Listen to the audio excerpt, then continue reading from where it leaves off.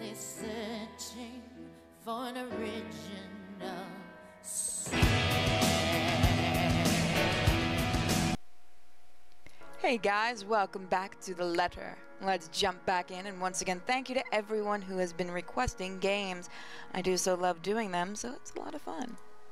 Rose invites us all in, hoping to apologize to her as well, but the woman refuses, saying she is not one of her clients anyway. That leaves myself, Rose, and Luke, the last all too eager to make himself comfortable in a study he's no doubt already claimed as his own. I can't apologize enough about what just happened. Please forgive Isabella. She's been under a lot of pressure lately. She's young, and all those rumors about this being haunted just got to her head. And it must be this terrible heat, too. Not a drop of rain for days now. Oh, it's fine. The poor girl must feel so embarrassed about what she just did. But I say, let bygones be bygones. After all, she's only a child. She looked, what, 19? I shoot Luke an accusing look at these words. After all, he tried flirting with the girl. The nerve of him. And not only that Isabel girl, but also Marianne and Rose too. Oh, that's why I got confused. What kind of husband would think that it's even a remotely good idea to make moves on 3 different women while his wife stands there? Did he drink while I wasn't looking? She's a bit older than that. But again, I apologize. And if there's any way I can make up for what just happened, just... I know what you can do. Be a darling flower and get us one of those bottles you plan to serve. Pop it open. We were planning on serving some champagne. I can get that. That would be lovely. Much obliged. Oh, you're a snake, aren't you? Do you want a glass as well, Ms. Wright? Oh no, I'm fine. I really shouldn't be drinking right now. And Luke shouldn't be either. But right now, I'm just too tired for any sort of argument. I don't have the heart to scold him in public as well. I am certainly not his mother. I just want to get this horrid day done with, go home and sleep. Perhaps I'll even have a strong cuppa before I head to bed. Yes, that sounds nice. When Rose comes back with the champagne, I beckon her over. As I have told her partner before, I have every intent on acquiring this house. I might as well, even if I'm having second thoughts about getting it for Luke. The moment we, the Wrights, had expressed interest in this place, we've had eyes set on us. If we don't buy it, that might as well be the signal to have busybodies gossip about how we may or may not have lost our fortune. Regardless of the fact that it's false, image is everything when dealing with people. These are the unspoken rules of people such as ourselves. And besides, I really did like the place. Why, everything here is absolutely wonderful. Except for the ugly painting in the study. Holy! Oh, no, no, you don't, but no, no, no. No. It looks like a bad fake of an Edvard Munch painting. Here's the deal. I'm willing to pay 10% higher than your listing price. If anyone tries to outbid us, just add another 5%. I doubt anyone can, of course. Or, you know what? Just add 15% to the listing price, and we can sign all the paperwork now. I guess, if that's what you want. That won't be any trouble. I don't have all the papers now. Didn't think this would be a quick sell. I'll have copies sent to you so you can look over them. And if you'd still like to finish the rest of the tour with Isabella's group, you're more than welcome to. No, I think we're good here. We'd appreciate a private tour of the place a lot more, I think. All right. Should I let Marianne in, then? Marianne? Oh, right. She's been waiting outside the study this whole time, hasn't she? I'll need to have a little chat with her to move this little mansion project forward. Please do. There's a look of apprehension when the other woman enters the study. Yet, like a professional, I see the moment when she steels herself and masks her worry. Admirable. We have this project then? Of course. Will you be needing anything from us? Having the floor plans would be a great start, just so that I can look at them beforehand. And if you could tell me when you're available for a meeting so that I can include it in my calendar? Oh, is a meeting really all that necessary, Marianne? I guess we can send Johans to help you out. You two can start by getting rid of this ugly painting. A hush falls upon the room at my request. What painting?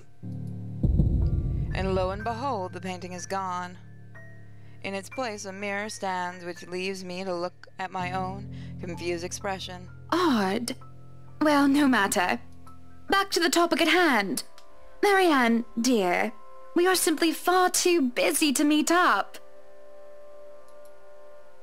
Let's see. I would free up the schedule. But I guess we can free up a day to meet with you. I don't really need another maudlin Monday reading about Maury anyway. The book club can function without me for one day. What time shall we be seeing each other? How does lunch sound? Besides, my house has this higher property over the book club. Why, we can hold the next meeting in this place. Surely the beauty and grandeur of it will inspire spirited and lively debate about whether modern-day writers could match up to the classics.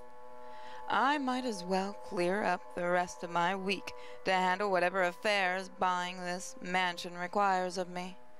Any social activities can be put off until the Emmergard, or rather the Wrights Mansion's great debut. I'll have to fill my great parties and gatherings, especially when I organize myself. That sounds good. Although, with a project of this scope, we might need most of the day to tackle your concerns. A more thorough inspection of the place is also preferable. Breakfast then. It's a date. It's really not. All right. Monday. 10 o'clock sharp. We'll see you then. Actually, Marianne suggests that we meet at 9, but who is even awake at that unholy hour? I was lucky enough to wake up this morning before Luke went all the way to Cardiff. We say our goodbyes, shake hands, and make it clear without outright saying it that we now own this house. By the time we left the mansion's grounds, sunset is almost upon us. So, you really want to buy this place then? That's a bit of a big impulse buy, even coming from you. Not that I'm complaining.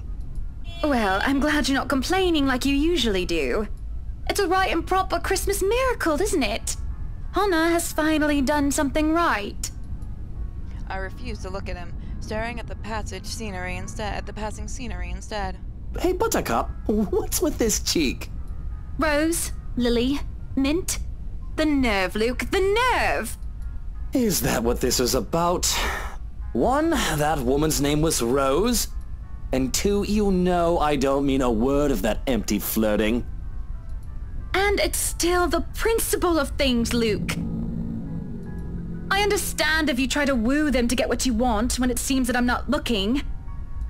But I told you once before not to do it when I'm there. Luke dealt with other women in the past to get what he wanted. Sometimes I have my doubts. I really want to believe that I am an exception, that he is not just using me like how he used all those other girls. Am I having a hard time believing that now? And it isn't just the shameless flirting. There's something about that Marianne woman, as if Luke is familiar with her. As much as it shames me, it makes jealousy rear its ugly head. I am, suffice to say, ticked off. Really? I forfeit my trip to Cardiff for this, and you're still not happy. Oh, trust me, Luke. I am very happy. Very happy that, for once, we are doing something that I want. Can you not see the smile on my face? No, because you look like you're going to kill him.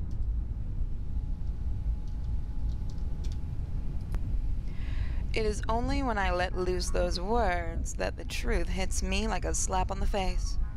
And by the look of it, it seems to have the same effect on my dear, darling husband. It has always been Luke wants to do this, and Luke wants to do that, hasn't it? I don't even remember the last time we went to... I don't remember the last trip we went to, which was on my own choosing without needing to get the man's approval. On the other hand, I was put along to every single expedition he wished to tackle, and I never objected.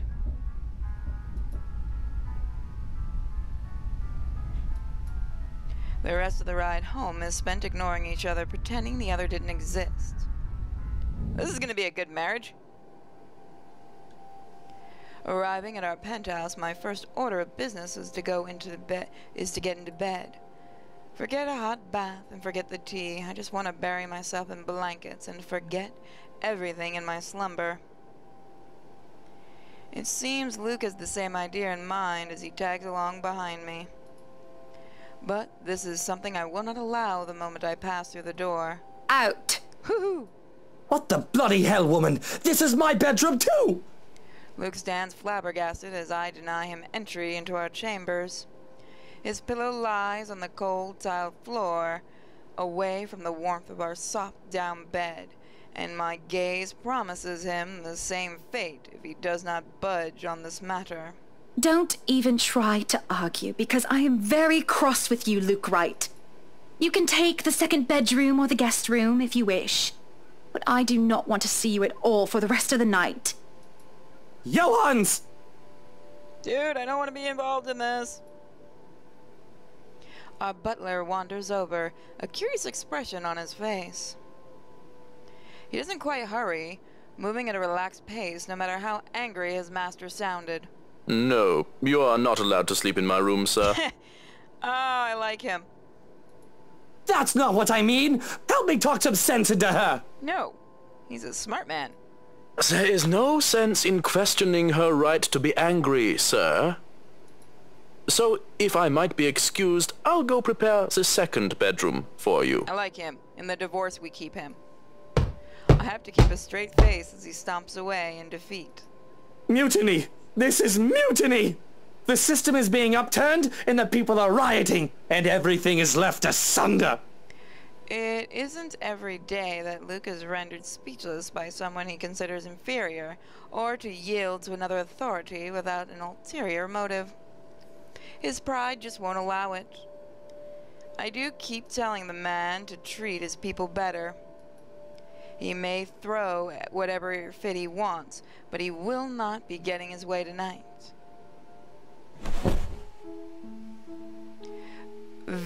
Victorious, I celebrate by jumping face first into our bed. Undignified, yes, but nobody is here to judge me anyway. Right? Nobody is here to tell me what to do. Yet, as I succumb to sleep, I can hear them whisper to me. I can hear them whispering. Calling for me. They want me. They need me. They drown me, pull me down, and suffocate me in their embrace until I sink to the bottom. A deep abyss awaits, inviting yet foreboding. They're calling to me from in there, aren't they? And I do want to help, I do. But when I try to reach out, something pulls me back like a hook sinking itself into my stomach. It's called a jump scare, lady. And I break through the surface with a gasp. Alone in bed and without Luke to hog the covers, I swatch in the cloth and slicked with sweat. It takes me a while to untangle myself and kick them off. Both the bed and I are a right mess by the end of it all. But I am more than eager to just get up and go out for some fresh air. Things are moving a lot faster in this one, as you notice. Probably because we have the other side already. These days past had gone by a blur. We hadn't talked much, Luke and I, outside of necessity. In fact, we've hardly talked beyond the topic of acquisition of the property. Properties being the mansion, obviously. Everything has been so busy that I haven't talked to anyone outside of business, and it is just so stressing.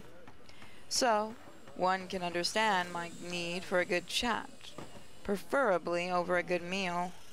There are times when any decent, emotionally healthy, and socially capable person needs a good friend. One who will talk to them without the conversation degrading or turning into an argument. Or, barring a nearby friend, I have an interior designer under the confidentiality agreement to listen to me. Up higher! Come on now!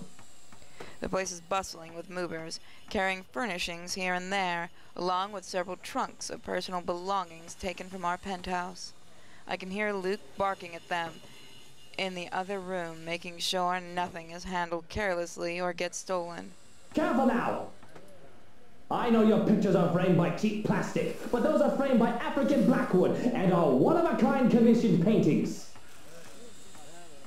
Each one is easily worth a lifetime of what you lot make. You are gonna get a painting thrown at you, sir. It's hard to tune him out. The walls do not do a good job of muffling him out. Then again, it is Luke. I would still hear him ranting, even if we were on the opposite sides of the mansion, and I'm wearing earplugs. I'd really like to thank you for inviting me to breakfast, Mrs. Wright. But I already ate, so I should really go back to work. Nonsense! You arrived so early, you must not have gotten a proper meal. Our butler has made a surprisingly lovely bubble and squeak. What in the world is Bubble and Squeak? Sit, sit! I'd situate us in the dining hall, but it is a mess right now. Oh, Johans!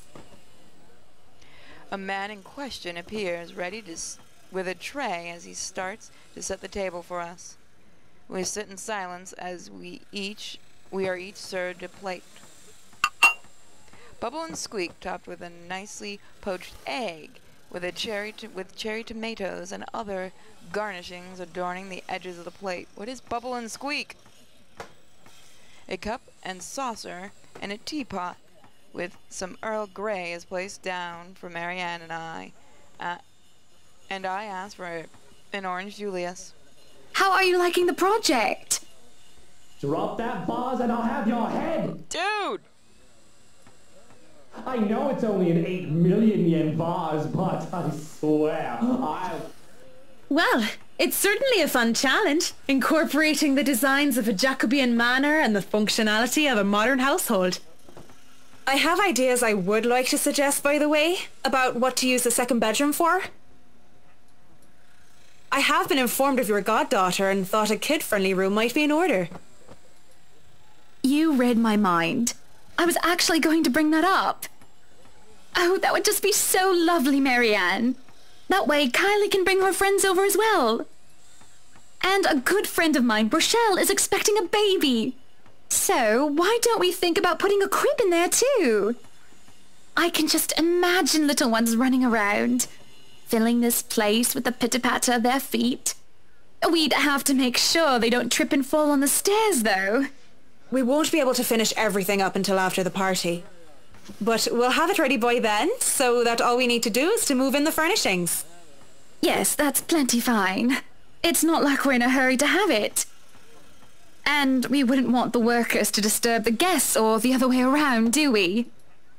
Just make sure it's presentable. You know, in case a guest snoops about. Of course. As for the kitchen you wanted, I've already negotiated for the high-end stoves and the hot and cold drawers, so on and so forth. I've got a friend who is able to customize them so that they'll look like the counters we'll be replacing and fit the rest of the interior. They'll be bringing them in today. why can't you people do anything right? Don't drag it. You'll scratch the wood. Now they're just doing it to piss you off, dude. Excellent.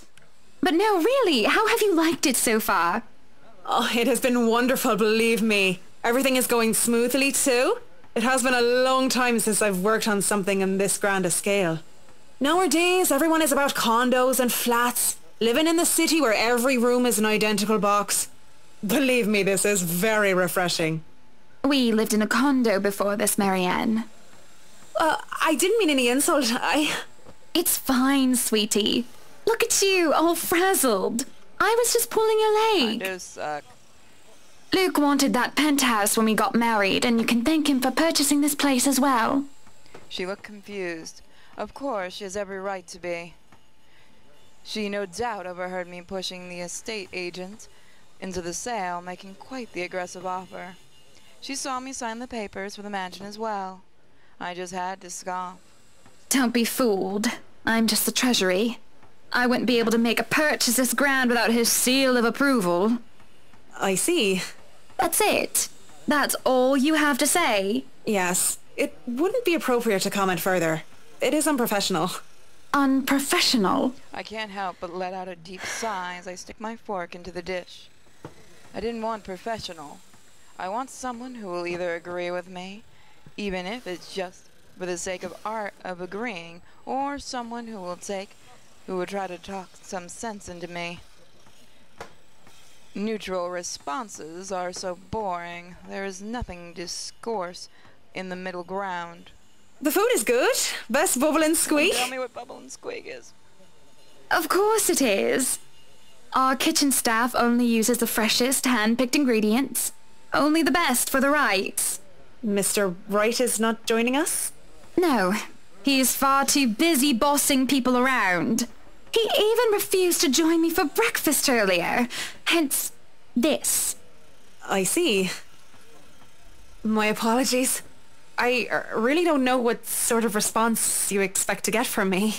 There's a clatter of silverware as I slam my hand onto the table. It is frustrating. I am frustrated.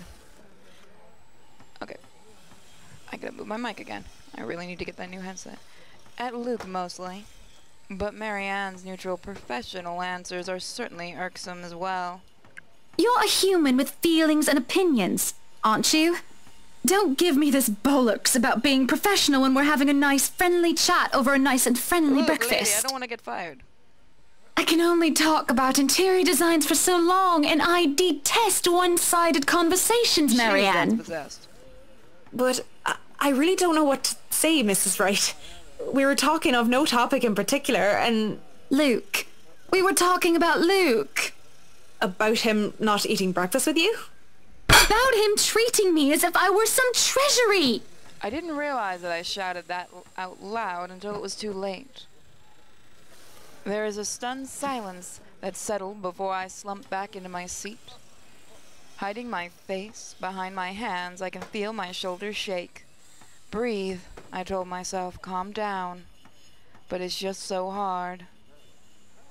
Honestly, sometimes I feel like he doesn't love me anymore. The artwork. Oh, have I been so blind? Did he ever love me at all? Was our marriage all for the sake of saving his company and his wealth? Because... Because? Did I say that all out loud again? No, this is bad, unacceptable. It has been rumored before, the real reason of our engagement, but if anyone were to know of this, marriages of necessity to carry on political and financial power used to be a common thing, but the Evan Wright union is the perfect happily ever after. Was supposed to be. It is true that we first met each other in order to discuss dealings and to make the then falling Wright Enterprises a subsidiary for Evans Incorporated. But I do remember being in love with him, and there were times when he said he loved me back, even if I'm not sure of what the truth is now. Sounds like you guys need a break from each other. Either way, I do not want the Wright name or the Evans name dragged through the mud because of a slip-up. I wouldn't threaten her, that's not gonna work. Marianne is a good sort, isn't she? So far, she's been reasonable and accommodating, even towards Luke's ridiculous requests. Patient and professional, did it only extend to business? Or would she be able to understand that things like this are not simple, not as clean as they are painted to be? Certainly I can talk to her, ask for her. I won't speak a word, Mrs. Wright. Not only am I contractually obliged to, it would also go against my principles. This is no one else's business but your own, and it should be kept between the two of you. And whoever you wish to seek counsel from. Please, Marianne. You have to understand. These sort of affairs, if anyone were to know this, they could just twist it and we'll be ruined. All I ask for is your silence on the matter. If I am to be frank, Mrs. Wright, this isn't new for me. You aren't the first, and you certainly won't be the last to have complicated dealings. Unless what you're doing is illegal, I turn a blind eye. Can I trust her? If I wasn't in the same boat, I'd be trying to pry those secrets and gossip with you about them by now. Well, I'm keeping that information confidential as well. It's not like I have any other choice, do I? Thank you. We continue to eat our meal in peace, finishing the last of the food and drink. When the door to the parlor opened, Marianne and I are just sitting in silence. Madam, the photographer from Luxury Living is here. I give him give him nothing but a small nod. This was a wonderful meal, Marianne. You're free to return to your duties. I must excuse myself. It was my pleasure. And thank you for the food as well. Making my way downstairs, I look back and see Marianne give me a nod and a small smile. That certainly put me in a lighter spirits. An interview with Luxury Living. That is today, isn't it? Oh yes. People had caught wind of our new mansion the very moment we left the open house. Luke had boasted that he could acquire the property in no time and allowed a photo shoot for an interior design magazine to be scheduled today. Well, there are complications, and it took longer than it usually does for us. Hopefully I won't have any other unfortunate slip-ups with someone who isn't bound by confidentiality. The mansion grounds have been one of the first things to be fixed up, aside from the bedroom.